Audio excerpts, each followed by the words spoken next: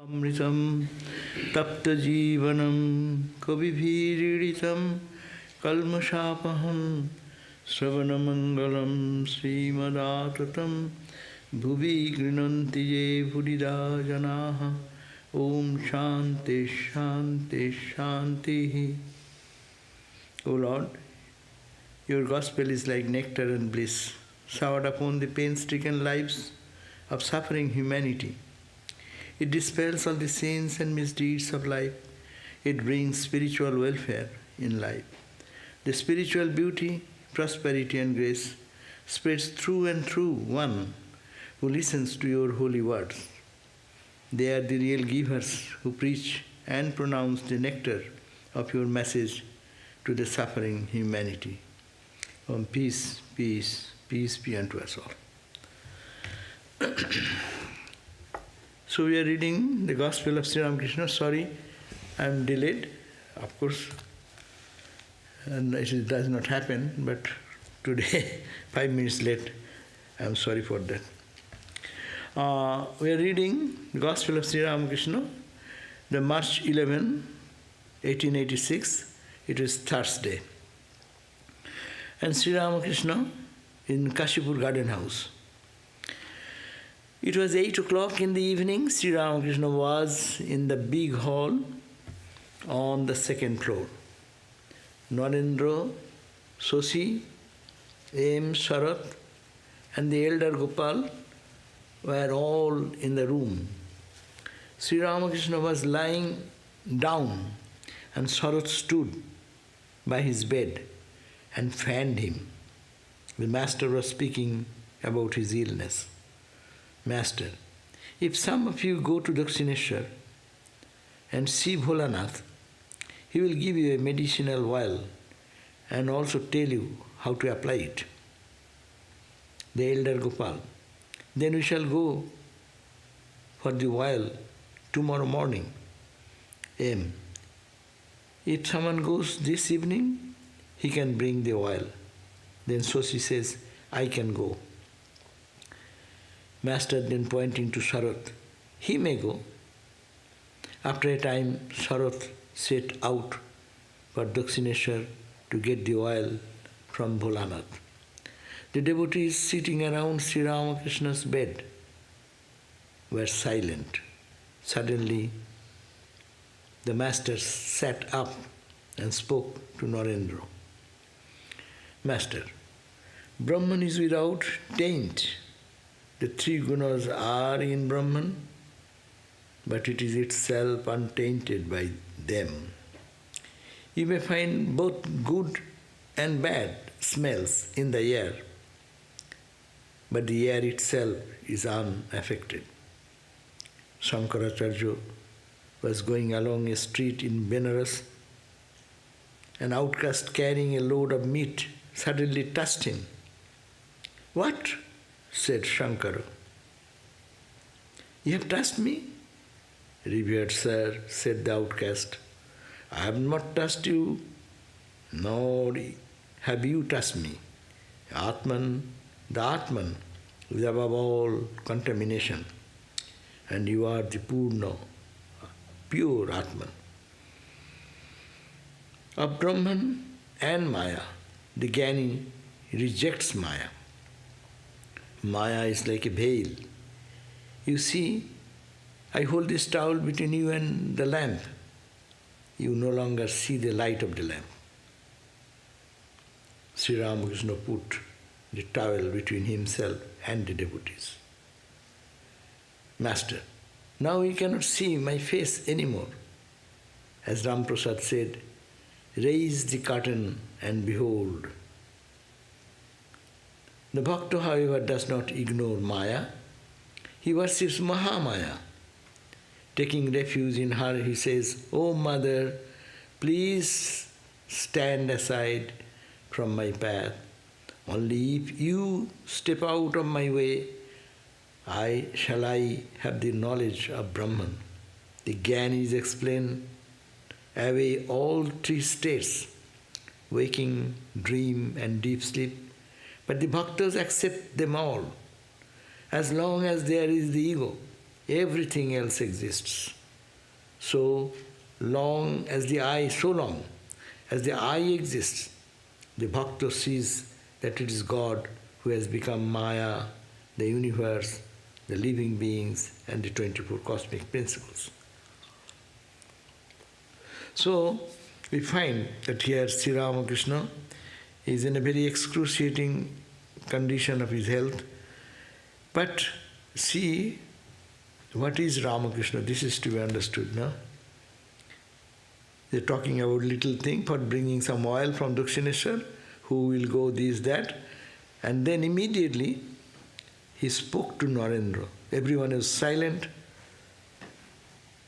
and Sarat went for bringing the oil, and Sri Ramakrishna started talking about the highest Vedantic wisdom. And first word, Brahman is without taint. The three gunas are in Brahman, but it is itself untainted by them.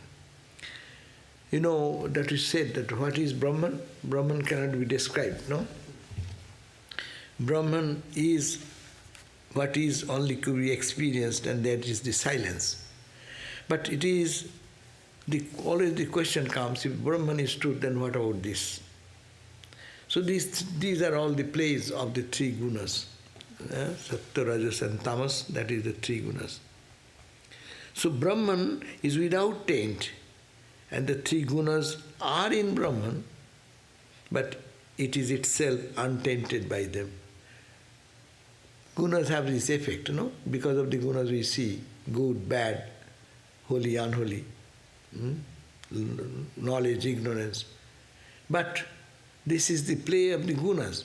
But if it stays in Brahman, so Brahman should have been polluted. Well, no, it is Brahman's power. That's why it comes, the power. The snake and its all the power of movement is totally together.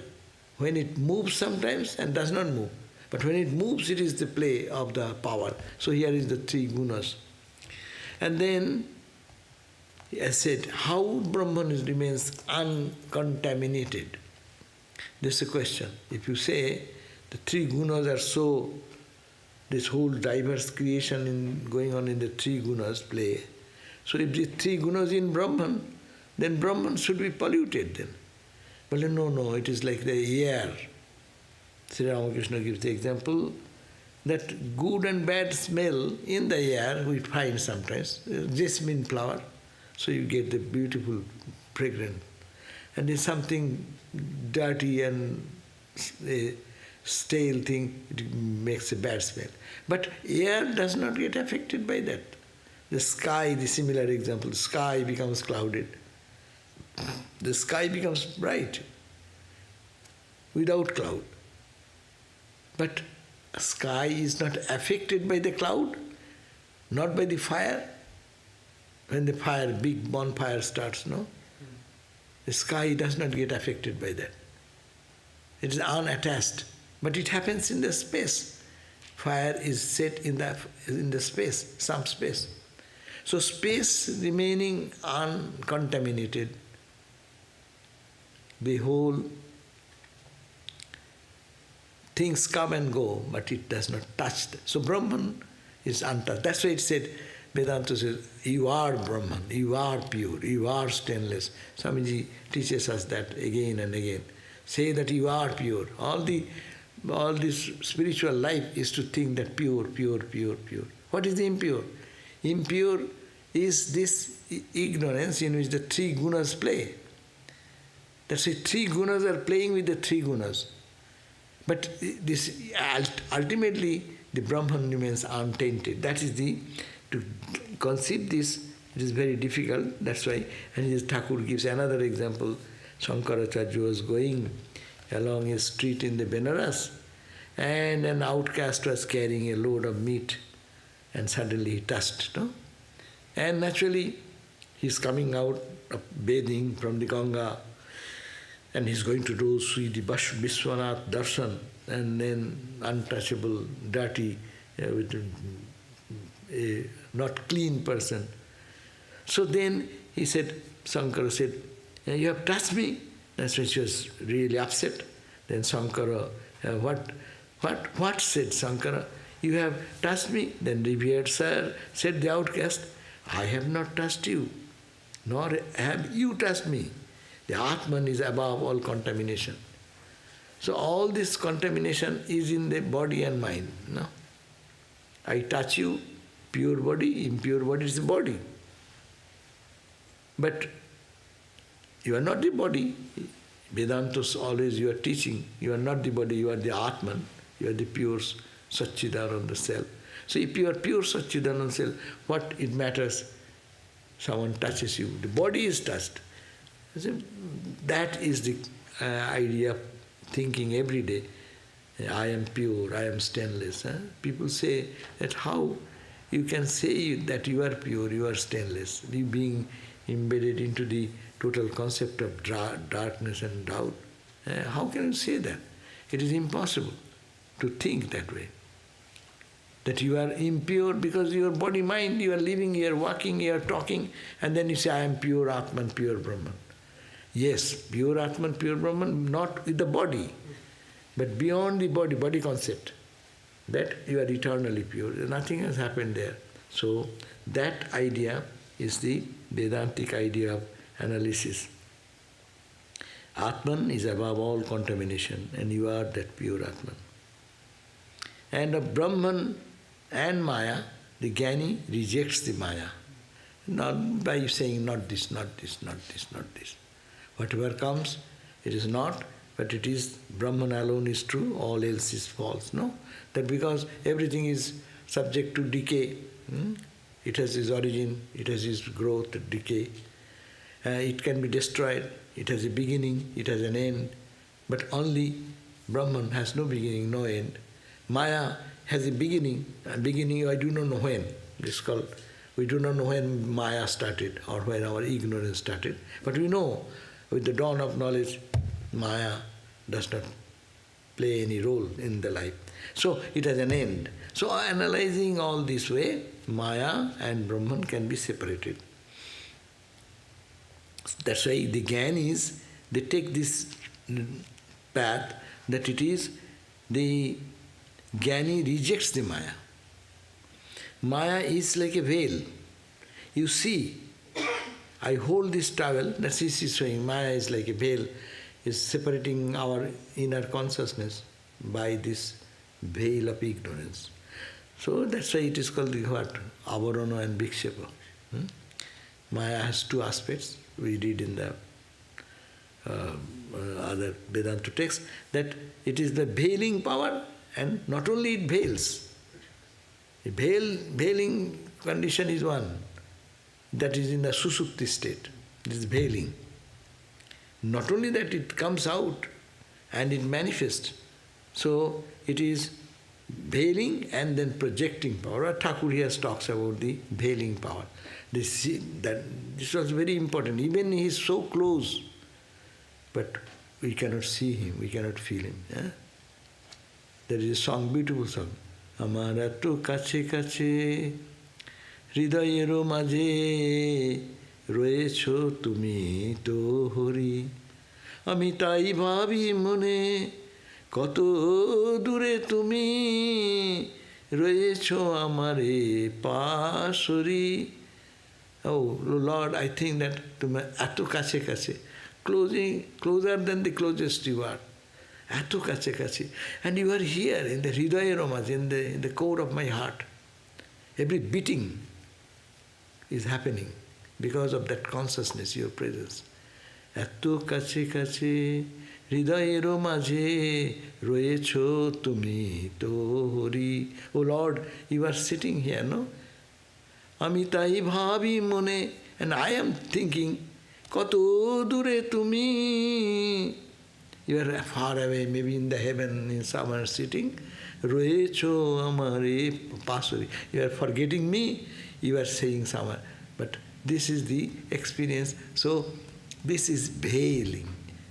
Though it is so close, but it appears for us, for God is so far away. See, till morning, till now, we did so much of our exercises whole day. How many times we thought that we are so close to God? It will not allow, because it will first block it and then project. Day-to-day grinding of life, whatever comes now, will poke you into it and push you into it. That is the play of Maya. It is nothing, but it is happening. The night dream, it is happening so many things. But night dream, so serious. It is nothing, but it is so important that it makes us forget our divinity. And not only it forgets, it creates new objects and associations, and the impact of that, crying, weeping, rejoicing, all these reactions are happening. And they play, three gunas play. It started playing. You know, magicians used to play, when we saw in, they take an empty drum and so with a stick, magic stick, see, it is blank, nothing is there. You know, see, there's nothing. And then puts on the desk and then says, now tell me what you want. I don't want mango. And he puts his hand and brings the mango. You ask whatever and comes out. Is it so? So can he prepare out of nothing some mango? Or there is a trick. But that trick deludes us. That's why it's called in one stick, and magicians sometimes keep a stick like that. And Bhagavan has kept 3 sticks. Sattva, Rajas and Tamas. And with the 3 sticks, his permutation and combination, the whole Maya is going on. And he finds Maya is very happy that it's a grand, what do you call? The play of the grand, what is that play? That you touch the granny, then your play is over. But granny does not want that you should touch at the beginning. So you should have to play a little bit. This much play is so much for us, no? Swami Premishananda Maharaj used to say, Holy Mother said, Baba, my child, you at the end you will have little suffering, a little. And said that, and he used to say, Mother does not know what is called little. She said, hey, this much. Had she so this much, then what would have happened? The suffering is so much little, but that little for her is this so much. So that is the point, that it veils us from that spiritual energy and power. So he is not contaminated by anything. It is so close, but it is so far away from us. And Maya, for Jnani, they don't deal with the Maya. Maya is non-existent. For Vedanta, day and night, their sadhana is that. It is not that, not there, not there. I told you that there was I met a Swami in Rishikesh, Uttarkasi. And he was a Jnani sadhu. So as a Jnani sadhu, regularly what he is doing, he was sitting straight up, never like that us. He is bending this way, that way. But he was quite old, a strong body. His body may be from Punjab, a strong body. But he's nothing, smearing the body, and we are with the clothing and the sweater and this. And we are thinking cold. And see, he is sitting bare body and with smearing some ashes over, and is just a majestic personality. So when we went and then saluted him, Swami, kuch to bataiye, Mahatma ji, kuch bataiye. So then he said, yes, silent, and look at this. 2 Swamis were there.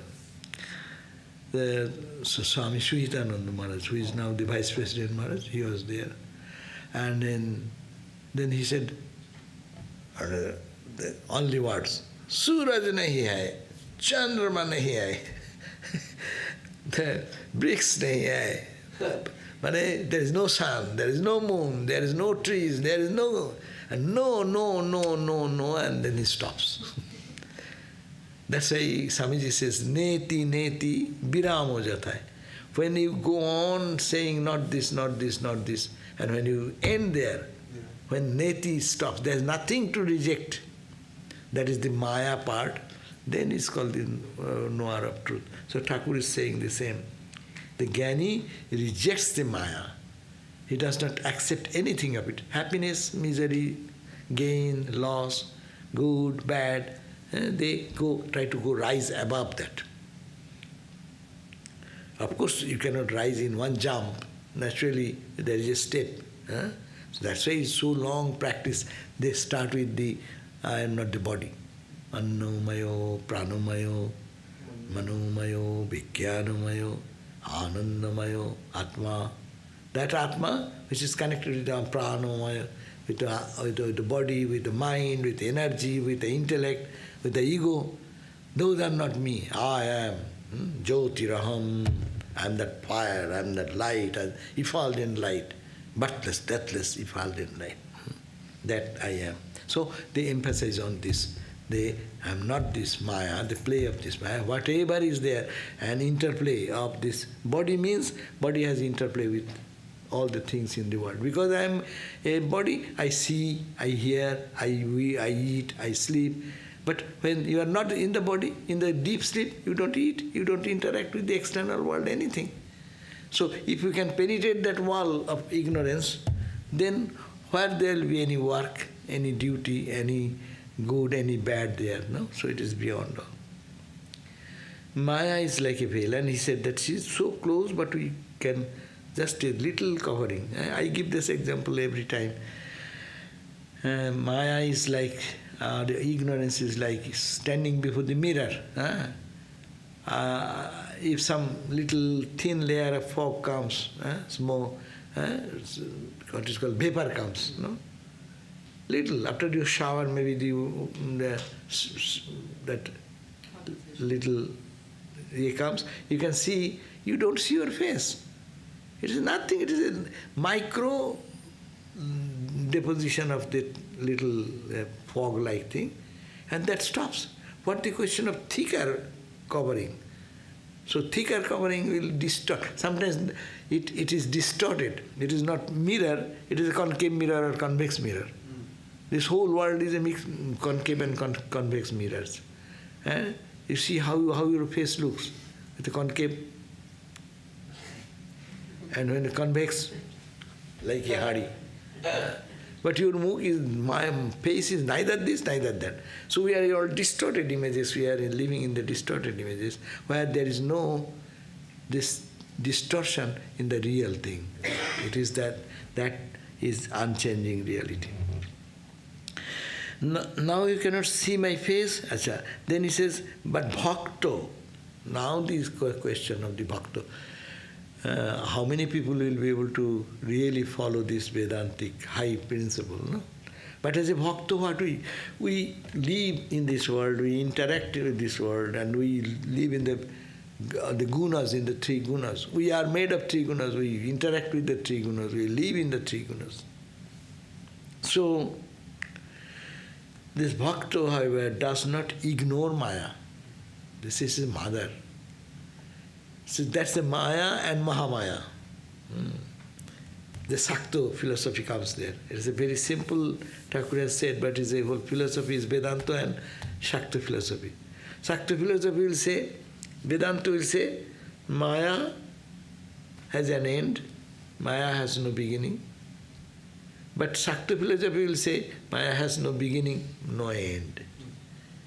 As long as Brahman is there, as Maya is there, its display of the divine is going on. So whatever you see, it is the same water in the wave form or ripple form, the same material in diverse types of evolution.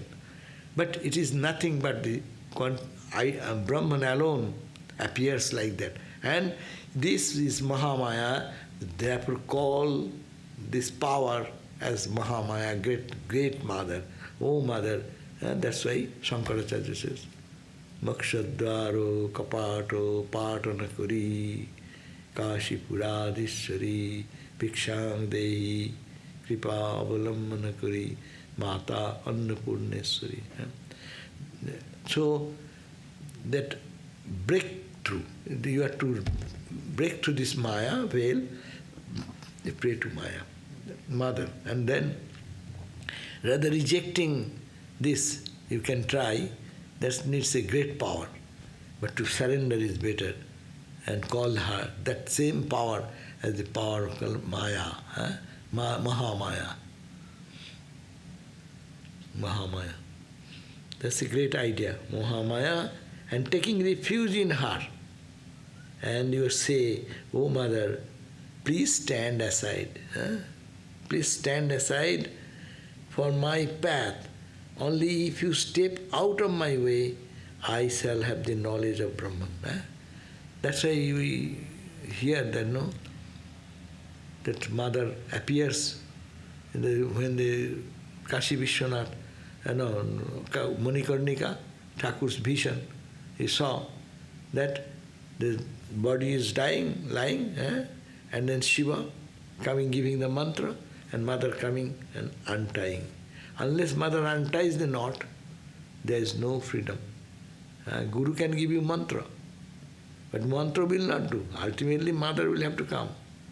That's why always to pray to Mother, that is the easier way for handling the Maha-Maya and all these things, to say, yeah, I am your child. Thakur used to teach us, no? I am your innocent child. Oh Mother, please stand aside for my path. Only if you step out of my way, then shall I have the knowledge of Brahman. So the Gyanis explain away all three states. Gyanis explain away all these three states, this waking, dream and deep sleep, but the bhaktas accept them all. Gyanis say these all three states are dream. This waking state is a daydream, night dream is dream, and sleep is also another type where you are not out of this Maya, but you are caught into the trap of the Maya till. But when these three states are all to be rejected. This is dream, this is not true, waking state is not true, because when you go to deep sleep, waking state goes away, dream goes away. In the dream state, this goes away, waking experience goes away, sleep goes away. So one nullifies the other two. One state, when you are in one state, you are nullifying the other two states, out of the three states of our existence. Our whole life is just rotating around these three states, waking, sleeping, and dreaming. Dreaming, sleeping, waking, waking, dreaming, sleeping, sleeping, dreaming. This is the same repetitive life. But we are very happy with it. We don't think about that. Why this wheel pulled, and why we are going to this round and round of this cycle of that. We are not monotonous. We become monotonous, no? If the same food we eat every day, we become monotony, no? But here we don't feel monotony. We think it's good. It is yesterday was a day, today is another day. That was a fun day, today is little this day. But this is a new life. So because this is the Maya's impact of Maya. So waking, dream and deep, these three states, Vedanta will say, you reject it. It is not true. Truth is beyond the three gunas. Truth is beyond the three states. Jagra, Sapna, Susupti, Turiya is a state. But it is a state, we say, but you need not have to say state. It is, that is. But still to make us understand, the scriptures help us to say it is Jagaran is a one state, dream is another state, sleep is another state, and another Choturtham, Turiyam, Choturtham iti mannante. The fourth stage. But the bhaktas accept them all. This waking state, it is God's play going on. God have become so many. The same one reality appearing. So it is God. God has created the universe. And tat srishtva tadeva anupravisat. So creating this universe, he has entered into it. Normally, when one artist creates something, he can create, but he cannot enter into it because he has a separate idea, separate personality. But here, Bhagavan has created this whole universe. The very language is this, that he has entered into it. After creating this, he has entered into it. That means what you see, it is God only. Swami Vivekananda said in inspired talks that you see nothing but God. You see this table, you see God first and then you see the table. It's a very deep word to contemplate and focus. That you are seeing nothing but God, you are explaining it to be with a name and form. So, what is this world? World is nothing but Satchidananda plus name and form. All differences, constitutional thing is Satchitananda. Eternal reality, eternal consciousness and eternal blissfulness. Satchidananda. But name and form added with it.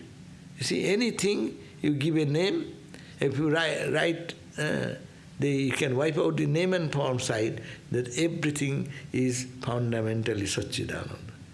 So that name and form, that's the Vedanta sadhana is, name and form is reject. But Bhakta says, no, whose name? Whose form is? It is the Satchidananda in this form. So it is called the seeing God rather than seeking God. But you see, though we try to see God, but our mind is not ready to understand that. That's why what we see, then our mind goes into this, again into the same old rut of ignorance. So Ramakrishna said, as long as there is the ego, everything else exists. You cannot deny, so long you have ego, so you cannot say the world is wrong, world is not there. Who is saying that? Who is saying that that person is still, and that person is not tuned to this cosmic consciousness. That person is tuned to the body-mind, little body-mind emotions. As long as there is the ego, everything exists. So long as I exist, Bhakta sees that it is God who has become Maya, the universe, the living beings, the 24 cosmic principles. This is we may be tired of talking about this again and again. Yesterday we talked, in the 4:30 class we talked, in the evening class. What is the need of this class? Talking, same thing. We understand everything. But no, we don't understand. We only talk in the mouth, but it does not go into the heart and experience. Really, when sadhana is done, people will be thrilled when they can just think once more that what I am seeing is God with name and form only, no? Say, with animal cookies, the greatest example. Animal cookies are all the same dough, but it is only the shape and size is different. But we play with the shape and size only. Most of the time, children, we are all children, though we are matured in age, but we are all children. We like this shape and size, likes and dislikes. I choose this and I don't choose that. So this duality we live in, therefore it is our ignorance is playing in this way. So Bhakta tries to see that it is God I am interacting. That's why Ramakrishna gave this idea, Shiva Gyane, Jiva Shiva. Who you are serving? You are serving God. We think that you are serving this person or you are interacting with this object, but there is no object excepting God. But only God with name and form. Maharaj, if we say everything is Shakti, that is a form of Ajatavada. Nothing. Everything is formed. So long you see, you say everything, Shakti. that is under the play of Shakti. Ajato means you cannot say Ajato. Ajato means what? There no one to say. The Jato means born. No jato. But you are saying everything. When you say everything, that means there are things are there. Yeah. But it's only Shakti. It's only Brahman in that form. But ajato bad, when you talk about, there is a state when this world is not created at all. What the question of is Maya, what the question of is name and form, nothing exists. So only Nirvikalpa Samadhi. Only Nirvikalpa Samadhi, probably they can understand that. And when you come down, then again you are in the realm of Mahamaya, that's Shakti. I see. Ajatavada is a very, very high level probably, where total, that is the place where there is no one to say who will talk to whom, who will kena kang pashet, kena kang jigret, kena kang bijaniyat, who will know whom, how one will know another, and what will be the distinctive feature there. So there's all this duality. But that Punjab Sadhu, he was an Ajatavadi. I can say Ajatavad, he's saying that Nahi hai Satchidananda. Because he's talking in that way, he's living in the duality. He's in Samadhi, I do not know. But so long you talk, you are in the realm of Maya. But what he sees, I don't know, I cannot say.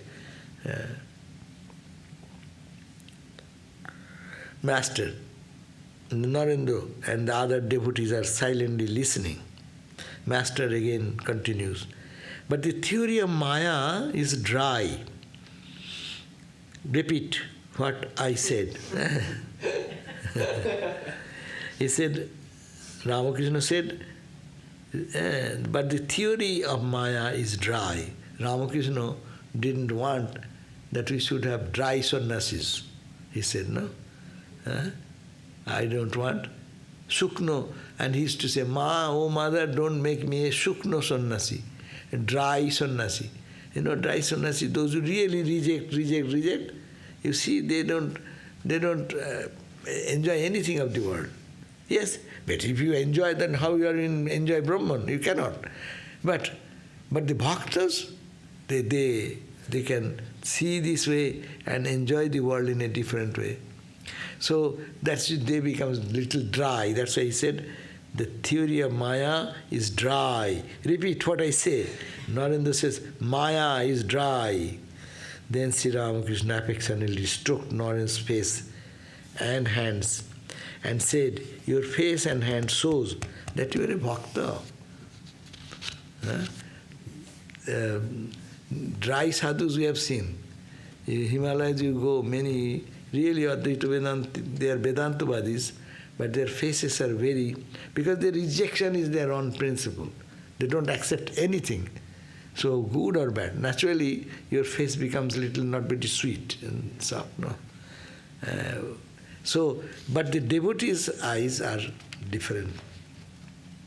And Ramakrishna says, not in touching his face and hand, that he said, your face and hands show that you are a bhakta. But Jnani has different features. They are dry.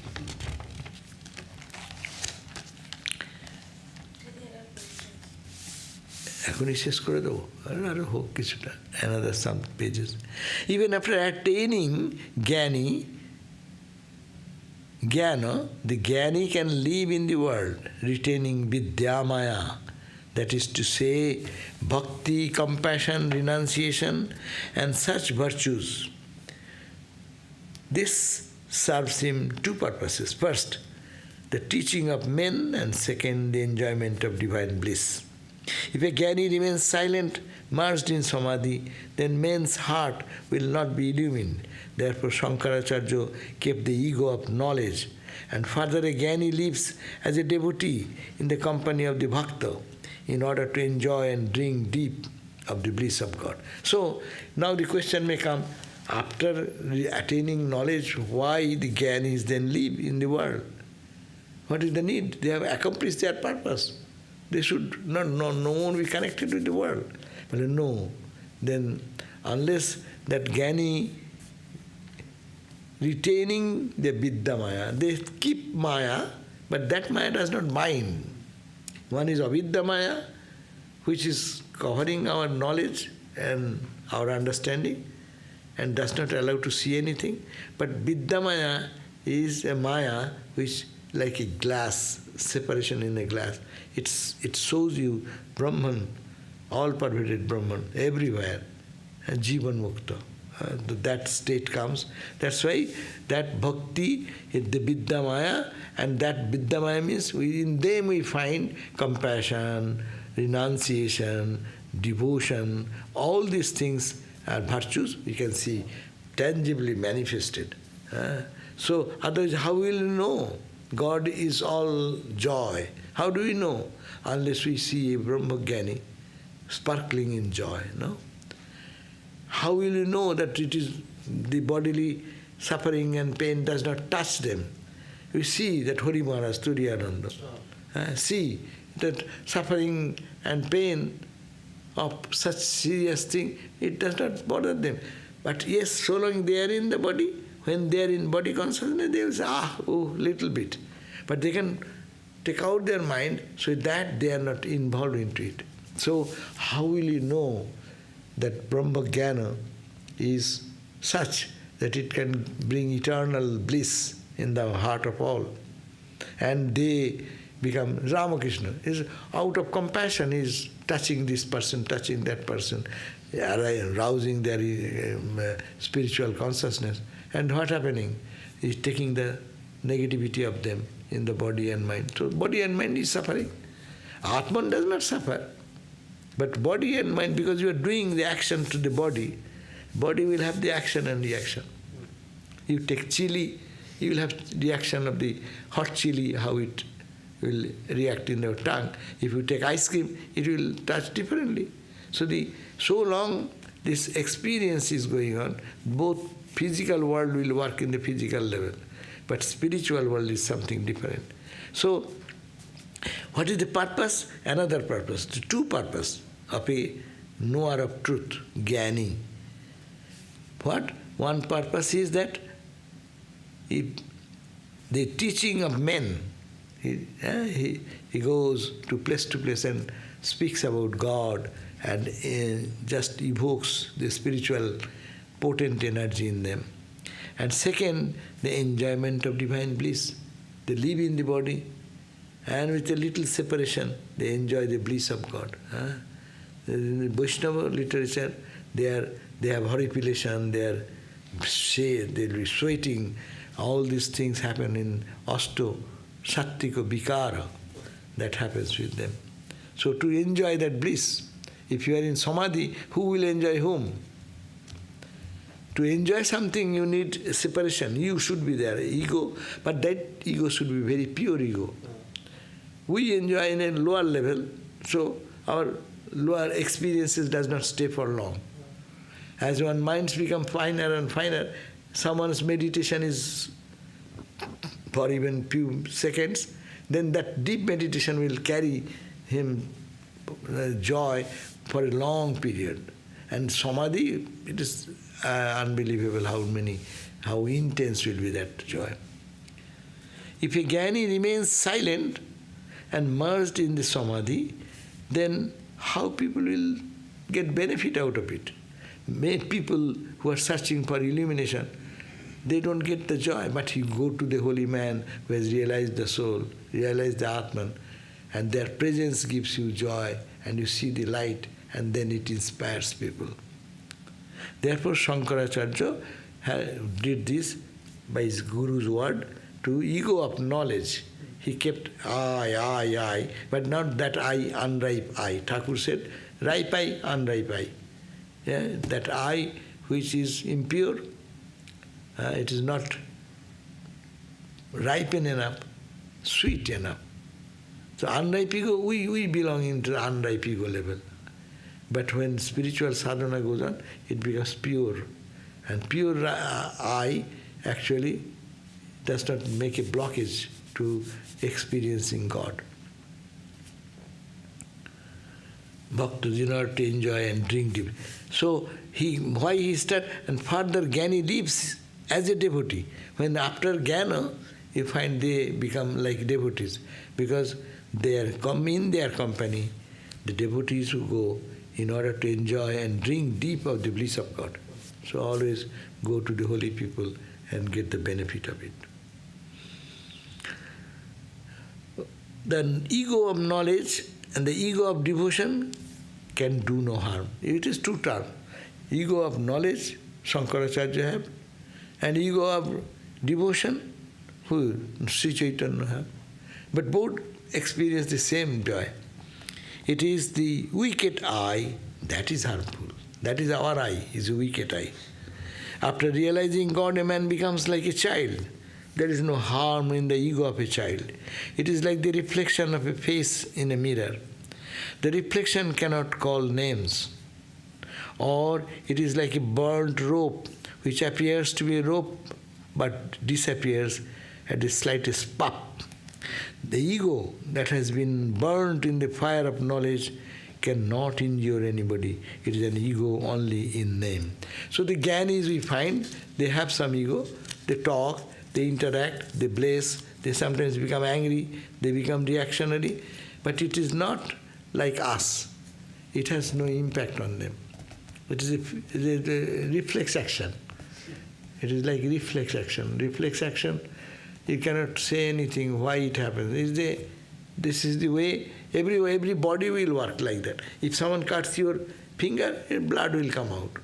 Not a Brahmogyan's finger is cut, no blood will come. That is very unscientific talk. So it is said that this ego, they remain in the body, but they have no identity with the body. They identify with God. And the ego has been burnt in the fire of knowledge, and because of that, they cannot do harm to anyone. Even if they scold, everything for the good. We see that if the Brahmogyan is scolding someone, we hear that many of our Swamis earlier days, they used to scold to take away our bad karmas. And sometimes no meaning, there is no reason of so much reaction for a little mistake.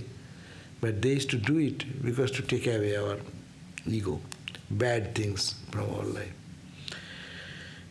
Om Shanti Shanti Shanti Hari Om Tat Sat Sri Ramakrishna Arpanamastu. Tomorrow there will be no class, but there will be our 4:30 p.m. there will be Vedanta Square, that inauguration of that program at 4:30. So please come, whoever can. We'll have that little simple meeting, just celebration, and then at 7 o'clock, of course, from tomorrow, our evening prayer also, we have moved to 7 o'clock, because these programs can continue a little late. Yeah. So one question, what is the correct method of practicing japam, so that japam leads us to meditation? His correct way of method of practicing japam, our Patanjali says that japam with the tadartha bhavanam. Tad japa tadartha bhavanam. Only you are doing japa, but if we think also what is this mantra or this word means, you are saying Rasagulla, Rasagulla, Rasagulla. So if you know what is Rasagulla, then you when say Rasagulla, your tongue will be wet. Ice cream, ice cream, ice cream. See, I am telling you ice cream, the tongue is becoming wet. You say chili, chili, chili, chili. See, you will feel your tongue will be different. So every word you use, there is a corresponding meaning. So similarly, if you say Rama, Rama, Rama, then you see, what is Rama? They think Rama is not Shuddha Brahma Paratpara Rama.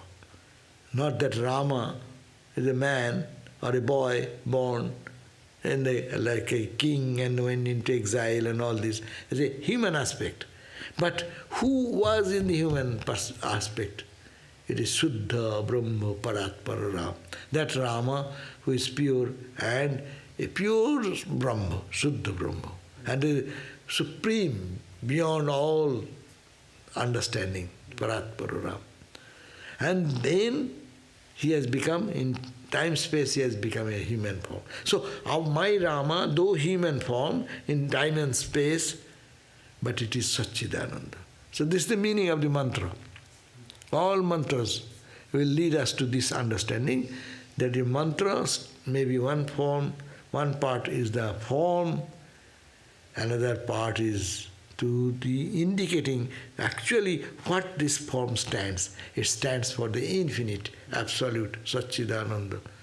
So if we really take one mantra, not that Ram, Ram, Ram, Ram, Ram, Ram, that's okay. That's also good. Those who are practicing for a long time, it becomes spontaneous. But only doing this, I have to do 108. So I finish 108. That is one finishing job. But to feel it, we have to mantra and to understand what it indicates. It is Satchidananda is the ultimate goal, and it is that in that Satchidananda the whole world is there. So your Ramakrishna or your Rama is not a man, but in that form, actually it is the expression or symbol. It is a symbol or symbology of the infinite Satchidananda. So meditation during time, if we do that, mind then moves to the object of meditation and becomes more and more concentrated. Another question, is Vedanta philosophy worship of Maya? If God is so loving, compassionate and forgiving, then why does God not want us back? All this Maya struggle, traps to keep us away from God. Yeah, that's true. Why God puts us into this Maya and then again, that way experience, no?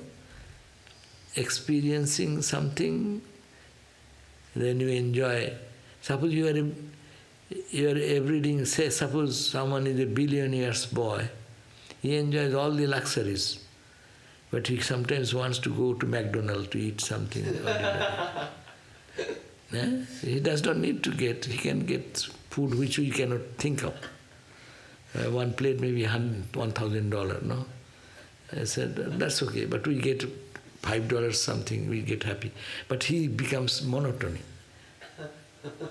So, or he wants to, and also you can see it is God's will. God wants to play. Ramakrishna gave that example. It is God's will, God wants to play.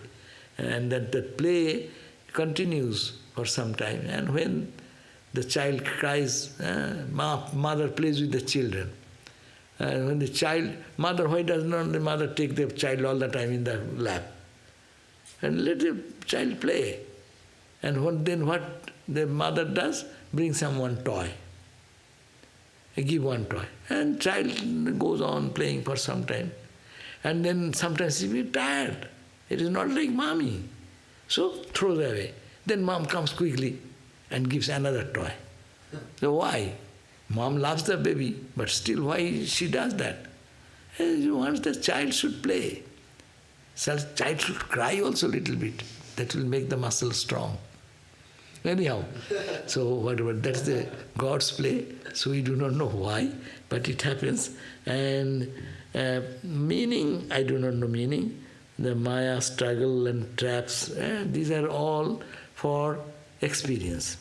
Oje, Patanjali says that at last the mother takes everyone's mother, she takes the child through all the experiences, and when all the experiences are done, then takes back home.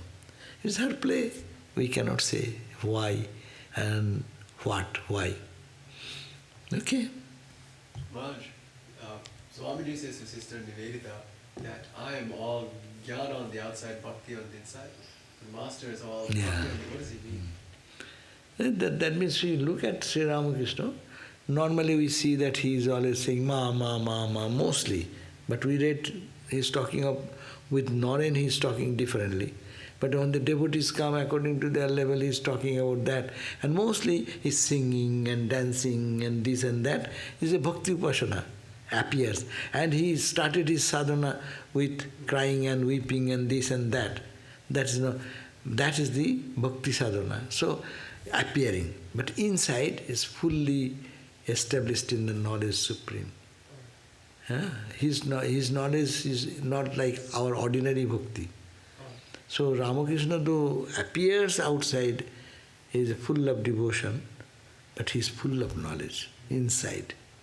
And Swami Vivekananda, he does not go to the so much emotional side to develop, and he does not approve of emotionalism in spirituality or in anything. Rather be strong, be powerful, and this, and straight, honest. So that's why we find he is as if Jnani outside. All his talks and lectures, you don't find Ramakrishna, Swami Vivekananda with the tears in the eyes in the public lecture, giving crying like that. You don't find that. But Ramakrishna, if you find, gone to some group of people and seeing those people, he gets excited and she starts dancing and singing. And so it seems that he is outside bhakti, as we saw, but he is full of knowledge.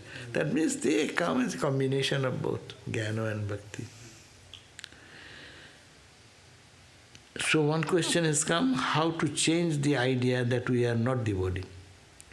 That is only to say I am not devotee, that is to be repeated again and again.